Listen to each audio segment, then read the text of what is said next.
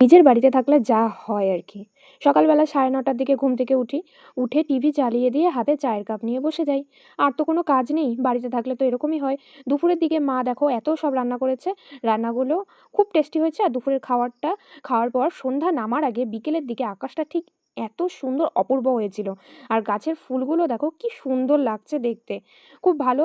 ছাদে উঠে আমি চিপসকে এইভাবে চিরুনি করে দিচ্ছিলাম। কারণ ওর গরমে খুব লোম উঠছিল। আর দেখো আমরা দুজনে পিঙ্ক, পিঙ্ক পরে ফেলেছি।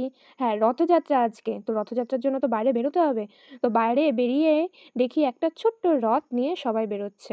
আর রাস্তায় উঠতে না উঠতেই আরও কতগুলো রথ দেখতে পেলাম। তোমরা সবাই কে, কে রথযাত্রার দড়ি টানলে বলো? আর এই রথের দিনে নিজের জায়গায় এসে কিন্তু বেশ ভালো লাগছে।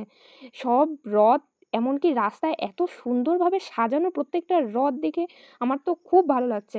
প্রত্যেকবার তপনে যাই, কখনো, কখনো বাড়িতেই থাকি, বেরও হওয়া হয় না। কিন্তু এবার মার সাথে বেরোয়েছি। আর মা একটু শপিংয়ে গেছিল। তারপর পুরনো সেই কাছের মানুষদের সাথে দেখা হয়ে গেল। মনীষা, শিল্পা সবার সাথে দেখা হয়ে গেল। তারপর চলে গেছিলাম তানিয়াতে একটু মোগলাই খাওয়ার জন্য। কিন্তু তানিয়ার যা অবস্থা, মোটামুটি ১ ঘন্টা বসার পর খাবার পাওয়া যেত। কিন্তু আমরা সেখানে আর বসে থাকিনি। বাইরেও বেরিয়েছিলাম রাস্তার ধারে কিছু খাবার খেতে। সেখানেও কোনো খাবার পাইনি।